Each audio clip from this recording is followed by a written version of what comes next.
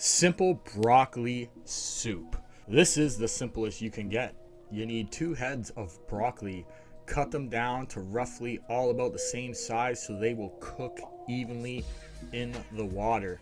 I found this recipe on the internet. It said it's 3 ingredients. Personally, I think it's only 2 ingredients, broccoli and water. So you're gonna season your water, get it boiling, have your broccoli ready, and then dump it in the water. One key thing that I would say is make sure that all your broccoli is covered with water so they all cook evenly. Cook them for about 10 to 15 minutes, pull one out, put a knife through. If it slides right through, this is done. Next step, get yourself a little food processor or a hand blender. This is my little cute food processor that I own, and I saved some of the water in the broccoli so that I could thin it out later after I puree all the broccoli. This process, just do it in small batches. It's way easier to control. You don't make a mess.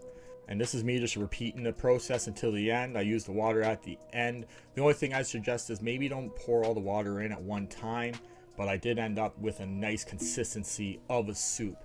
But once you have this, this is now a soup or a base to a sauce that you want to build. You can just add cream to it and simmer it down for a little bit for it to become real creamy, or you can add cornstarch to thicken it up and add it to a pasta, or you can just add salt and pepper and eat it from there, and it's amazing. Simple, easy, fast. You could also throw in half a cup of your favorite cheese and make it even cheesier. Enjoy. And don't forget to check us out on Instagram at Notice Foods. We do post a lot more gluten-free and oil-free recipes. And feel free to message us on there. It is a lot easier for us to contact you. Thank you.